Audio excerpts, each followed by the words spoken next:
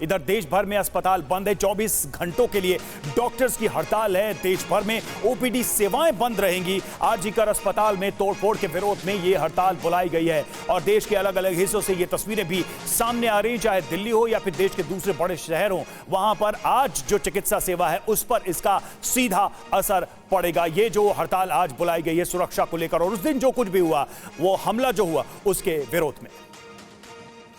पुनीत हमारे साथ, हमारे सहयोगी इस वक्त जुड़े हुए, सीधे चलेंगे एम्स उनके पास। पुनीत, एम्स में क्या स्थिति है फिलहाल, क्या कितना प्रभाव रहा आज नजर आ रहा है इस हड़ताल का? पुनीत से अब दोबारा संपर्क करेंगे। एक बार पटना चलेंगे, रुपेश हमारे साथ पटना से हमारे सहयोगी जुड़े हुए हैं। पटना में हम समझते हैं कि वहां पर आज की चिकित्सा सेवाओं पर क्या प्रभाव है। Rupesh, over to you. देखिए, बिल्कुल राज्य का सबसे बड़ा सरकारी अस्पताल है पीएमसीएच, वो पूरी तरह से ठप है। कल ऑपरेशन तक नहीं हुई, इमरजेंसी सेवा ठप, ओपीडी में ताले लगा दिए गए। इसके अलावा अगर आप एनएमसीएच की बात करें तो वहाँ भी वही स्थिति थी, वहाँ पूरा मेन गेट ही बंद कर दिया गया। आईजीआईएमएस ठप। ये जो 3 बड़े सरकारी अस्पताल हैं वहाँ सेवाएं ठप रहीं। लेकिन अगर आज की स्थिति के बारे में बतलाएं तो आज भी लगभग वही स्थिति है।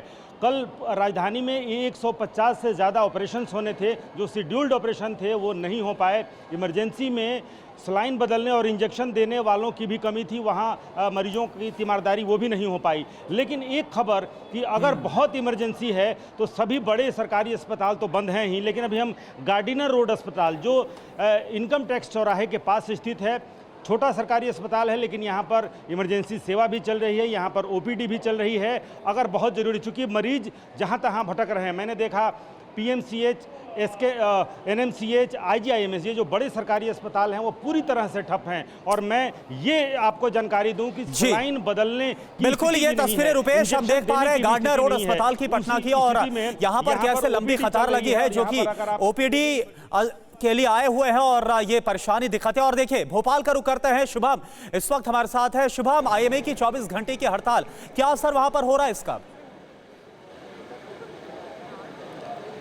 देखिए, आज से नहीं बल्कि कई दिनों से जूनियर डॉक्टर्स खासतौर पर भोपाल के गांधी मेडिकल कॉलेज के हड़ताल पर हैं। ये तस्वीरें आज भी आप देख रहे हैं कि तमाम जूनियर डॉक्टर्स स्ट्राइक पर हैं।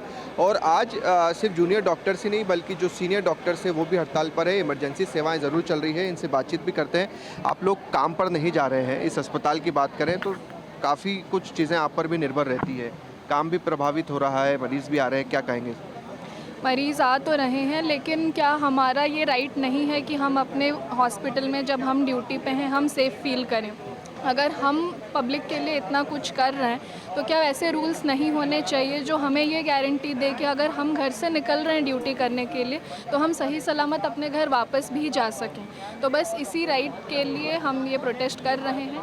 कब तक रहेगी आप लोगों की ये हड़ताल?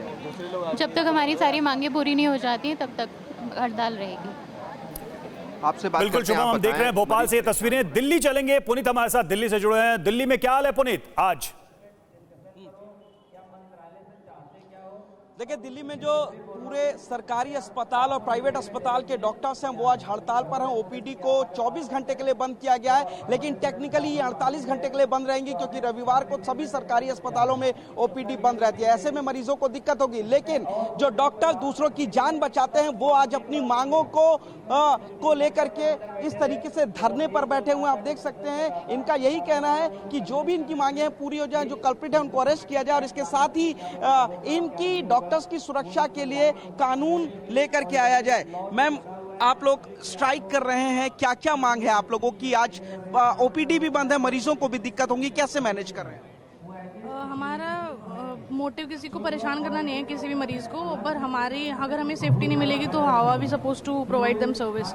और मेनली हमारी मांगे यही है कि विक्टिम को जस्टिस मिले और हमारे लिए सीपीए एक्ट इनैक्ट हो ताकि हम सब लोग की सेफ्टी इंश्योर कर सकें पूरे देश में।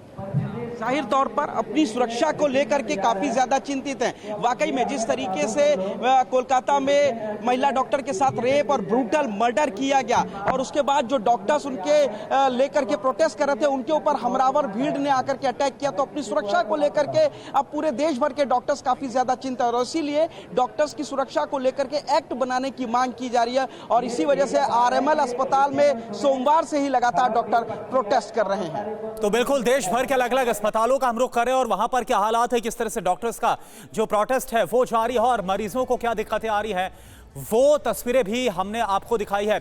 और देखिए इस वक्त हमारे साथ दो खास मेहमान हैं। इकबाल अंसारी जी, सवाल मेरा आपसे है, जो सवाल पूछा गया था, अब देखिए वहां पर क्या हालात आज बनते नजर आ रहे वो तो हमने दिखाया, लेकिन एक बड़ा सवाल अनुजा जी की तरफ से रखा गया था, विसल ब्लोअर की बात कही गई थी और अब देखिए किस तरह से ट्रांसफर हो रहा है और खुद जो माता पिता है महिला डॉक्टर की, उनकी तरफ से कहा गया कि हो ना हो इस पूरे मामले में इसी अस्पताल के इंटर्न्स और कई जूनियर डॉक्टर शामिल हो सकते हैं।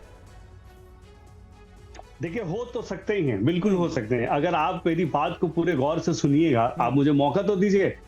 आप एक सवाल पूछते हैं वेस्ट बंगाल की सीएम से, वेस्ट बंगाल के पुलिस से कि आप क्या इंतजाम करते हैं।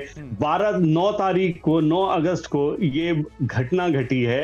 12 तारीख को ममता बनर्जी विजिट करती हैं, वहां पे वो जाके कहती हैं कि अगर वेस्ट बंगाल के एडमिनिस्ट्रेशन और अगर पुलिस इस मामले की सही से जांच नहीं कर पाएगी, कल्प्रिट को नहीं ला सकती है कोर्ट में, तो हम खुद चाहेंगे कि ये केस को सीबीआई को दे दिया जाए। ये एक सिंपल सी बात है।